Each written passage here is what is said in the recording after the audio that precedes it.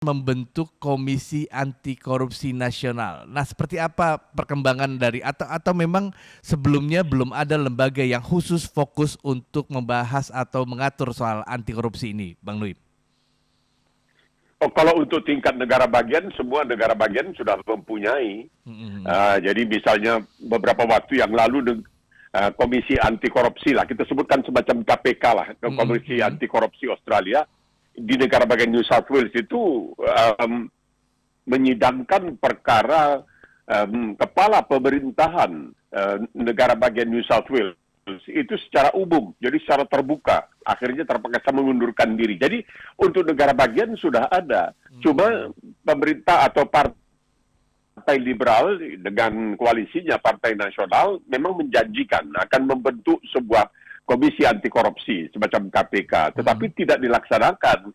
Nah, Partai Buruh ketika berkampanye menjelang pemilihan umum tanggal 21 Mei yang lalu mengatakan ini merupakan salah satu dari prioritas mereka. Mhm. Dan benar, kemarin ini telah disampaikan kepada parlemen setelah terlebih dahulu disampaikan kepada fraksi partai pemerintah, Partai Buruh di parlemen. Mereka setuju, maka ini kemudian disampaikan kepada parlemen. Dan nampaknya memang ada persetujuan dari berbagai pihak. Cuma kalangan-kalangan independen dan partai hijau masih kurang begitu puas. Karena mereka menghendaki bahwa komisi ini nanti apabila terbentuk dan melakukan pengusutan penyelidikan dan penyidikan, dalam kasus-kasus tertentu Mhm. seharusnya melakukannya secara terbuka di depan umum. Nah, ini yang kurang disukai oleh pihak oposisi, Partai Liberal, dan Partai Nasional. Mereka tidak ingin kalau terlalu gembar-gembor di depan umum karena nanti bisa berdampak negatif terhadap nama baik orang yang diperiksa padahal orang tersebut ternyata tidak bersalah. Jadi ini masih dirundingkan antara pemerintah dengan pihak oposisi. Tetapi masalahnya untuk tingkat Dewan Perwakilan Rakyat, pemerintah punya mayoritas, tidak menjadi persoalan. Yang menjadi masalah nanti apabila rancangan undang-undang ini setelah disahkan di Dewan Perwakilan Rakyat dan disampaikan ke Senat, di mana pemerintah tidak mempunyai mayoritas. Ini yang selalu saya katakan, entah bagaimana rakyat Australia ketika memilih itu, memberikan misalnya mayoritas untuk Dewan Perwakilan Rakyat kepada Partai A, tetapi tidak memberikan mayoritas dalam Senat kepada Partai A, tapi diberikan kepada partai oposisi. Ini barangkali kebetulan atau bagaimana, tapi ini menjadi semacam pengawas begitu. Jadi kalau setelah dibicarakan di Dewan Perwakilan Rakyat dan diterima, kemudian disampaikan kepada Senat, nah di situ bisa macam. Nah, di sinilah pemerintah harus melakukan perundingan yang alot sekali dengan berbagai pihak, termasuk orang-orang atau senator-senator yang independen, yang tidak mewakili sesuatu partai, tetapi mewakili negara bagian. Nah, Bang Nuim, bisa dibilang kan ini ada kucuran dana yang luar biasa besar ya, sekitar 262 juta dolar Australia atau sekitar 169,8 juta dolar Amerika yang akan diberikan selama 4 tahun. Dan ini menjadi salah satu tanda keseriusan Australia dalam membentuk Komisi Anti Korupsi Nasional. Nah, bila tadi disebutkan oleh Bang Nuim bahwa memang sejumlah negara bagian telah memiliki lembaga anti korupsi sendiri. Namun apa keuntungan dari lembaga anti korupsi nasional ini untuk masyarakat atau Australia sendiri, Bang Nuim? Jadi bisa melakukan penyelidikan dan penyidikan dan kemudian tentunya melakukan kalau perlu ya penghukuman Mm-mm. terhadap mereka yang dianggap melakukan kejahatan pada tingkat federal. Jadi misalnya anggota parlemen, politisi, kemudian ya staf-stafnya dan lain sebagainya, itu semuanya yang sekarang ini tidak terjangkau oleh Komisi Anti Korupsi tingkat negara bagian. Karena tingkat negara bagian seperti ya namanya negara bagian hanya mengurus kalau ada kesalahan-kesalahan korupsi sistematis, korupsi besar di tingkat negara bagian. Tingkat federal tidak bisa. Nah, di tingkat federal itu kan ada anggota parlemen, ada misalnya pejabat-pejabat federal. Nah, ini yang akan dicecar oleh Komisi Nasional Anti Korupsi yang sedang dicanangkan oleh pemerintah Partai Buruh. Jadi maksudnya memang bagus. Selama ini ada pihak yang seakan-akan tidak terjangkau oleh komisi-komisi yang ada di negara bagian, memang bisa dijangkau oleh polisi. Tetapi kan polisi lebih umum. Mm-mm. Polisi itu kejahatannya pidana lebih umum. Ini khusus kejahatan mengenai korupsi. Jadi betul-betul ini akan seperti dikatakan tadi mengembalikan kepercayaan masyarakat kepada kaum politisi supaya rakyat punya paling tidak penghargaan, punya rasa percayalah bahwa politisi itu tidak selamanya adalah orang-orang jahat karena mereka terus diawasi oleh sebuah Komisi Nasional Anti Korupsi yang mudah-mudahan memang akan dibentuk oleh pemerintah federal. Jadi bedanya itu tadi Iswayudi. Kalau tingkat negara bagian ya mereka mengurus kalau ada pelanggaran-pelanggaran korupsi di tingkat negara bagian, tidak di tingkat federal. Padahal kemungkinan saja ada di tingkat federal tindakan-tindakan yang dianggap koruptif. Ya, mesti harus dibuktikan. Ya, ini makanya perlu ada suatu komisi nasional anti korupsi yang betul-betul istilahnya itu bergigi seperti dikatakan tadi. Disediakan biaya anggaran $262 juta untuk 4 tahun. Ini dimaksudkan untuk memberikan kepada komisi tersebut keleluasaan memilih nanti petugas-petugas yang akan dijadikan anggota komisi tersebut. Tentunya pimpinannya itu ditunjuk oleh pemerintah, oleh kabinet, tetapi nanti kemudian parlemen itu punya semacam komisi pengawas, terdiri dari misalnya 3 anggota partai pemerintah, 2 anggota partai oposisi, ditambah lagi anggota dari kalangan independen dan lain sebagainya yang akan mengawasi Komisi Nasional Anti Korupsi ini. Jadi ketat sekali. Mereka melakukan ketat sekali. Tapi nanti diberikan kekuasaan yang sangat luas kepada komisi ini sehingga bisa melakukan penyelidikan, penyidikan, dan juga tentunya ya membawa hal ini ke pengadilan dan lain sebagainya agar betul-betul seseorang yang dianggap melakukan tindak kesalahan yang merugikan rakyat, merugikan pemerintah, merugikan negara itu bisa betul-betul diatasi. Ya, menariknya di situlah kira-kira bahwa ini nanti komisi ini punya kekuasaan yang akan diatur oleh undang-undang besar sekali kekuasaannya. Walaupun dia akan independen. Meskipun nanti misalnya ketua komisinya itu akan ditunjuk oleh kabinet, oleh pemerintah, tetapi setelah ditunjuk dia menjadi independen, tidak lagi patuh kepada pemerintah tapi patuh kepada hukum. Ini yang menarik di Australia ini. Jadi yang mengangkat itu pemerintah, seperti hari ini diumumkan pengangkatan seorang hakim agung baru, seorang perempuan. Jadi di Australia itu hakim agungnya ada 7. Dan sekarang ini dari 7 itu 4 perempuan. Ini baru pertama kali terjadi di Australia. Nah, ini diangkat oleh pemerintah. Pemerintah hanya mengumumkan kepada parlemen telah ditetapkan si Polan akan menjadi hakim agung, menggantikan hakim agung yang misalnya berhalangan karena sakit atau sudah habis masa jabatannya, sudah mencapai usia yang lanjut dan lain sebagainya. Begitu menjadi hakim agung, dia berdiri secara mandiri, tidak lagi patuh kepada pemerintah, tapi patuh kepada hukum, walaupun yang mengangkatnya adalah pemerintah. Bisa dibilang di Indonesia juga seperti itu, namun ya seperti kemarin kita dikejutkan dengan penangkapan hakim agung yang tertangkap operasi tangkap tangan oleh KPK di sini, karena memang hakim itu punya independen yang kemudian kadang dalam sebuah konsep pemberantasan korupsi karena merasa tidak ada yang ngatur atau saya berdiri sendiri kemudian bebas melakukan aturan main yang menurut mereka penting, namun dalam kenyataannya ternyata digunakan untuk praktek-praktek korupsi. Kalau di Australia seperti apa bisa dibilang hakim di sana tidak bisa diatur oleh pemerintah namun mampu menjaga marwahnya sebagai hakim agung, Bang Nuim? Ya, ini kan jadi di dalam kehakiman itu pun ya ada semacam pengawasnya. Jadi tidak bisa, karena di sini ya medianya yang sangat keterlaluan kadang-kadang. Ini medianya yang luar biasa. Jadi kehakiman ini juga mereka punya lembaga yang mengawasi para hakim, dan itu diperhatikan. Misalnya begini, ketika nanti putusan seorang hakim pada tingkat misalnya pengadilan negeri atau pengadilan tinggi ya, itu dibanding beberapa kali, keputusannya dibanding, itu dia nanti bisa diperiksa begitu. Kenapa putusan kamu bisa dibanding terus-terusan? Sebab untuk naik banding itu tidak mudah di Australia ini. Jadi tidak macam di Indonesia langsung dikatakan oleh misalnya pembela atau kuasa hukum, kita akan banding. Di sini harus melalui proses yang mengatakan apakah ada kira-kira kemungkinan banding ini akan berhasil. Kalau dianggap tidak akan mungkin berhasil, tidak bisa banding begitu saja. Jadi itu keputusan hakim itu akan ditentukan nantinya oleh suatu semacam badan yang ada pengawas di dalam badan kehakiman itu yang melihat kenapa putusan hakim si Poland ini kok bisa terus-terusan dibanding. Maksudnya ada kelemahan-kelemahan. Dan jangan lupa juga, Iswayudi, di Australia ini dalam hukum pidana misalnya, itu yang menentukan seseorang bersalah atau tidak bersalah itu bukan hakim. Sama sekali bukan hakim. Hakim hanya menjaga agar persidangan berjalan sesuai dengan ketentuan, dan hakim nanti menentukan hukuman. Yang menentukan salah atau tidak itu adalah orang-orang awam yang diangkat sebagai anggota Dewan Juri.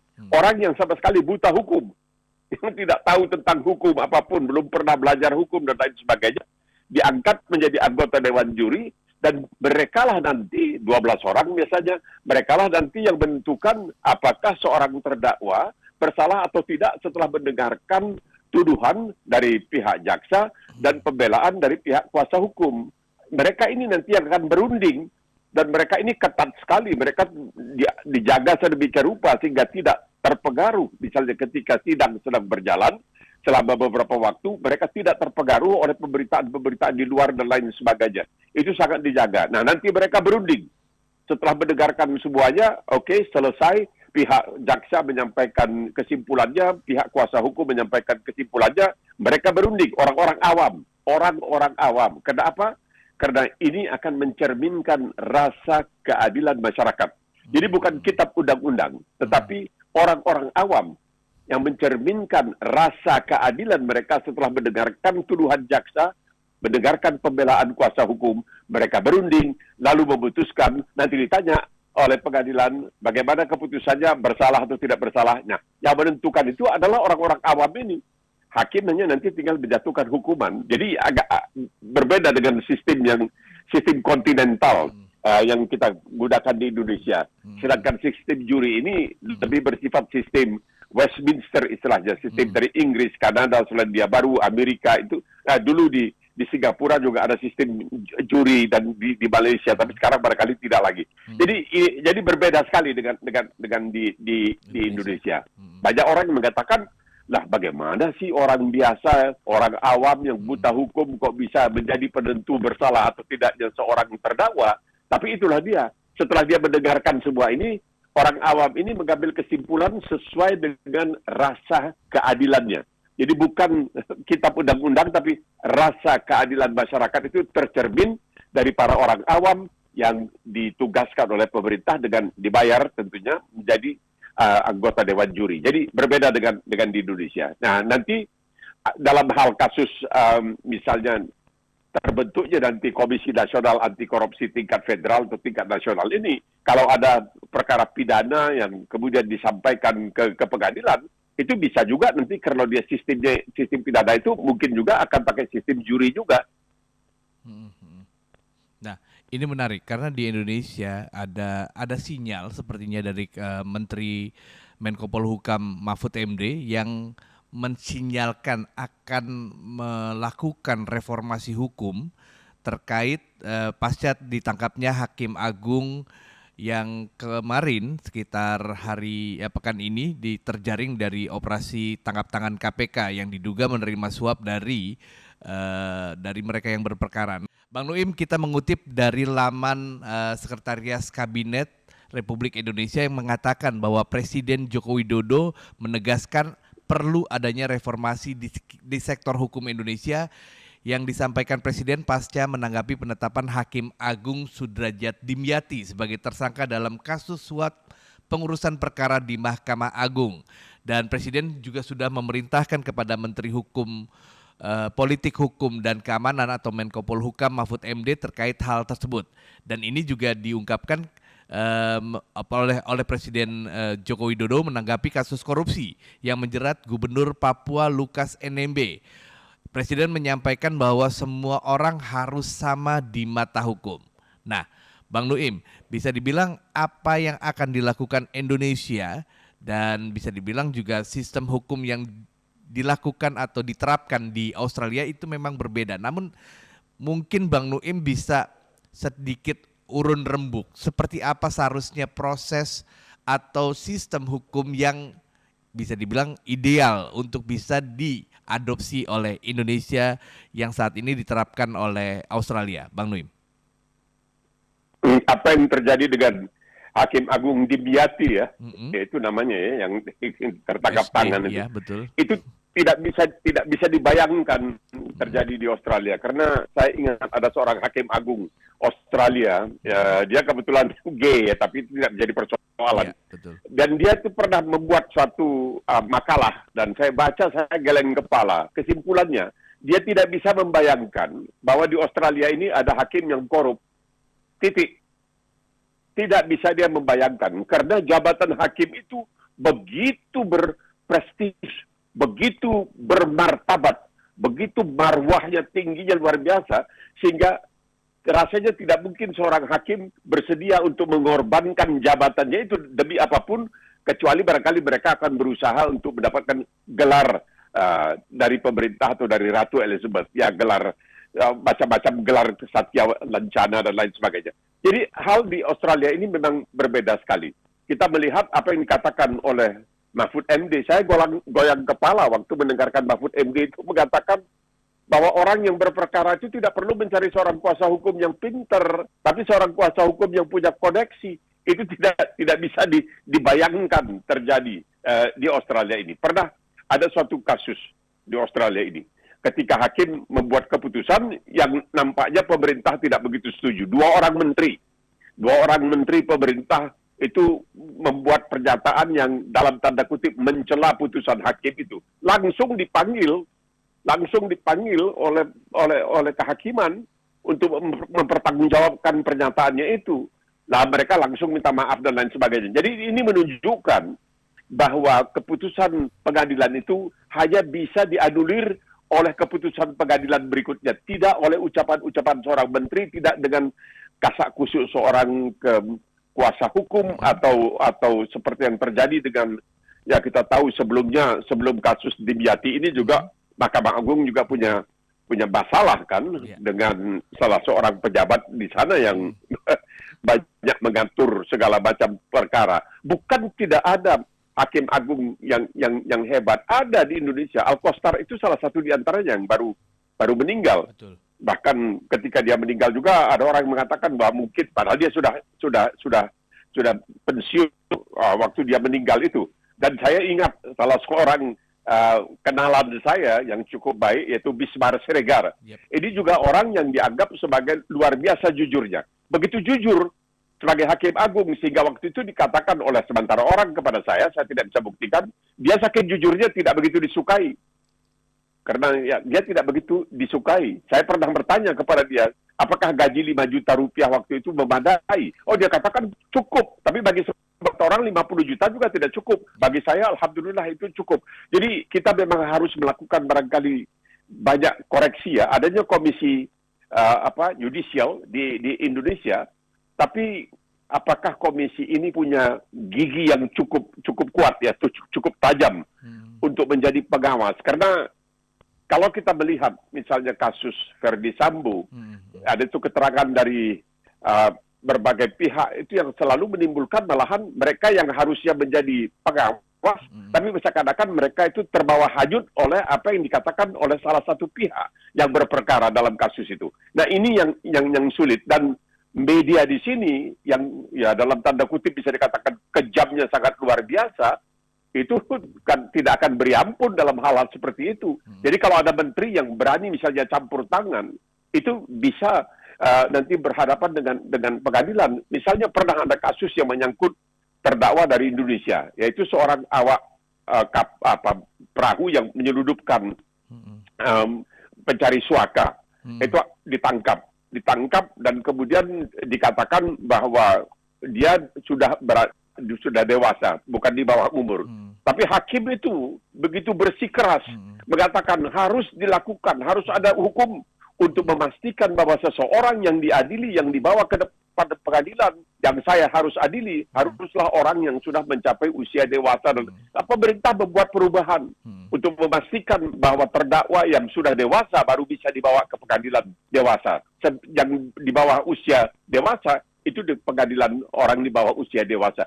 Jadi hakim itu punya martabat yang baruah, martabat gengsi yang sangat luar biasa di Australia ini karena mobilnya itu pakai bendera, kemudian supirnya pakai pakaian seragam. Kadang-kadang Iswayudi itu ada seorang pengacara yang penghasilannya mungkin setahun bisa sampai 2 juta dolar. Dia kemudian ditawari untuk menjadi hakim. Gajinya cuma kira-kira bukan cuma ya, tapi dibandingkan dengan gaji pendapatan dia sebelumnya, gajinya kira-kira barangkali 500.000, ditawarkan 550.000 setahun, lebih tinggi dari gaji Perdana Menteri. Dia menerima, kenapa? Karena gengsinya. Jadi mereka itu mengorbankan ekonominya, mengorbankan uang untuk mendapatkan gengsi sebagai hakim yang begitu terhormat, begitu dihormati, begitu disegani. Itu yang saya perhatikan, sehingga saya pernah dahulu bicara dengan Yap Tiam Hin. Nah, Yap Tiam Hin ini kelahiran Aceh, ini seorang ahli hukum yang sangat disegani, ya, terutama dalam Mahmilub. Dia sangat berperan waktu itu di Mahmilub. Dia mengatakan kepada saya, Anda harus bikin acara tiap minggu mengenai kasus-kasus yang masuk di pengadilan di Australia ini, supaya orang di Indonesia bisa mendapatkan gambaran bagaimana hukum itu seharusnya dilaksanakan. Karena pada prinsipnya mereka mengatakan laksanakan keadilan, biarpun karena itu langit sampai runtuh. Nah, ini yang bisa dibilang sangat mengecewakan publik, di mana Hakim Agung yang merupakan hakim yang punya strata sangat dihormati atau menjadi ujung dari sebuah perkara ternyata bisa disuap. Ini yang mungkin juga mengecewakan publik secara keseluruhan. Dan kalau misalkan kalau saya pribadi mungkin menyebutnya bukan koruptor, bukan dugaan koruptor. Kalau Hakim Agung sudah mampu atau sudah bisa disuap, berarti dia sebenarnya bukan koruptor tapi pengkhianat negara atau bangsa. Karena ini yang mengecewakan, bisa dibilang orang-orang yang mencari keadilan, ternyata mereka yang menentukan benar atau salah itu mampu disuap. Bang Nuim melihat seberapa penting fungsi hakim dalam mencari keadilan, melihatnya seperti apa? Ketika bisa dibilang sekarang Mahkamah Agung seperti tadi Bang Nuim ada dulu. Ini bukan kasus pertama yang menjerat Mahkamah Agung, tapi ada juga dulu ada kasus Nur Hadi yang bisa dibilang staf dari Mahkamah Agung yang sudah terlihat dalam beberapa kegiatannya mencerminkan gaya hedon, namun baru terungkap. Nah, ini yang kemudian ada juga pakar hukum pidana di Indonesia yang menyebut bahwa memang itu yang sekarang tertangkap itu karena kebetulan atau sialnya dia aja, bahwa praktek itu sebenarnya sudah ada di sana. Nah, ini makanya itu yang mungkin menjadi masukan untuk Presiden Jokowi untuk melakukan reformasi hukum. Bang Nuim melihatnya sebenarnya fungsi hakim itu seperti apa sih, Bang? Udah menegakkan keadilan. Ya, menegakkan keadilan. Begini, saya akan ceritakan sedikit. Kira di tahun 90-an itu ada satu petisi dari seorang bumi putra Australia, Aborigine. Namanya Eddie Mabo. Dia mengajukan petisi ke Mahkamah Agung. Ingat, Mahkamah Australia itu hakim agungnya cuma 7 orang. Dia mengajukan petisi ke Mahkamah Agung. Dia meminta kepada Mahkamah Agung Australia agar mengeluarkan fatwa. Ini tinggi, mengeluarkan fatwa bahwa Australia bukan terra nullius. Nah, terra nullius dalam bahasa Latin artinya negeri tanpa penduduk. Bahwa Australia bukan terra nullius ketika orang kulit putih sampai di Australia. Bahwa Australia ini sudah punya penduduk yang punya hak terhadap negeri ini. Nah, ketika itu, waktu orang kulit putih masuk ke Australia, dianggap ini terra nullius, tidak ada penduduknya, semua tanah milik dari penguasa kulit putih pada waktu itu. Maka dia mengajukan petisi, meminta fatwa dari Mahkamah Agung. Ini berlanjut. Ini perkaranya memakan waktu yang lama, ya, dipertimbangkan oleh para hakim agung di Mahkamah Agung Australia. Akhirnya Eddie Mabo sebelum keluar fatwa meninggal dunia. tapi kasusnya jalan terus. Sampai pada akhirnya, di dalam pemerintahan, kalau saya tidak salah, Perdana Menteri Paul Keating dari Partai Buruh, Mahkamah Agung Australia menerima petisi dari Eddie Mabung dan menyatakan bahwa Australia bukan terra nullius ketika orang kulit putih datang ke Australia. Dengan demikian, semua tanah yang ada sekarang ini di Australia adalah milik kaum pribumi Australia. Kalang kabut pemerintah. Pemerintah kalang kabut di parlemen bilang begini begitu, Hakim Agung tidak peduli. Mereka berdasarkan hukum. Berdasarkan hukum menerima petisi dari seorang bernama Eddie Mabo yang meminta supaya dikeluarkan fatwa bahwa Australia ini bukanlah tanah kosong tetapi tanah yang punya penduduk, yang punya hak atas benua ini. Oh, pemerintah terpaksa kalang kabut bikin undang-undang ini itu dan sebagainya. Nah, ini menunjukkan bahwa Hakim Agung itu tidak peduli. Ini betul-betul menyusahkan pemerintah setengah mati. Ini pemerintah itu pertambangan semua itu bisa saja diklaim nanti oleh orang-orang aborigini yang mengatakan ini keputusan Mahkamah Agung, ini saya punya tanah, mau bilang apa? Jadi pemerintah tidak bisa bikin suatu apapun. Tidak bisa bikin apa, karena itu merupakan upaya hukum tertinggi. Walaupun di sini namanya bukan Mahkamah Agung, tapi disebut sebagai pengadilan tinggi, begitu. Jadi Mahkamah Agung itu pengadilan sama lah, pokoknya fungsinya sama. Nah, itu bagaimana kita melihatnya? Bagaimana mereka bisa memutuskan, ketujuh orang Hakim Agung ini memutuskan memberikan petisi itu kebenaran, mengeluarkan fatwa bahwa memang ketika orang kulit putih datang ke Australia, negeri ini sudah ada yang empunya. Jadi tidak bisa diambil begitu saja tanahnya. Nah, ini satu contoh, Iswahyudi. Satu contoh bagaimana Mahkamah Agung di Australia itu tidak peduli. Pemerintah kayak mau ini tidak menjadi persoalan sama mereka. Hukum tetap hukum dan hukum ditegakkan. Itu yang dikatakan. Ya, justice. Mereka itulah laksanakan keadilan biarpun kerenanya langit sampai runtuh. Itu yang mereka lakukan. Bisa dibilang Mahkamah Agung atau sistem peradilan di Indonesia saat ini sedang menjadi sorotan ya pasca penangkapan Hakim Agung SD kemarin, di mana pada bulan yang sama, bulan September, kita juga dipertontonkan dengan sejumlah koruptor dalam tanda petik kelas kakap yang kemudian diberikan remisi dan akhirnya bebas. Nah, itu menjawab rasa kegeraman kita sebagai wajib pajak yang uangnya bisa dibilang dipotong negara namun kemudian dikorupsi, ketika yang mengkorupsi sepertinya tidak mendapatkan hukuman yang membuat mereka jera untuk melakukan, bahkan masih banyak orang-orang lain yang meniru apa yang dilakukan. Itu yang sekarang muncul desakan untuk memberikan hukuman berat bagi Hakim Agung yang saat ini diduga yang nantinya terbukti bersalah dihukum berat, bahkan ada yang muncul udah hukum mati ya, karena bisa bilang menurut saya ini bukan koruptor sebutannya. Mungkin kalau koruptor itu sifatnya yang orang swasta yang memberikan suap, namun kalau pejabat negara melakukan hal-hal yang sudah tidak elok, itu sudah tidak sesuai aturan, itu sebutannya mungkin pengkhianat negara. Bang Nuim, seperti apa seharusnya efek jera yang bisa dibilang yang dilakukan terhadap seorang yang bisa dibilang mengkhianati amanah atau tanggung jawabnya sebagai pejabat negara, Bang Nuim? Itu luar biasa. Itu pertanggungjawabannya bukan lagi kepada manusia sebenarnya. Itu tanggung jawabnya itu kepada Tuhan Yang Maha Esa. Yeah. Jadi setiap keputusan itu hakim yang mengambil keputusan seperti itu. Seperti dalam kasus-kasus orang yang sudah korupsi, udah terbukti korupsi, melarikan diri ke luar negeri, tertangkap, dibawa kembali ke Indonesia. Kemudian waktu diadili, apa kata hakim? Hakim mengatakan ya karena dia sudah pernah dihukum di masa lalu, maka sekarang jangan dihukum terlalu berat lagi.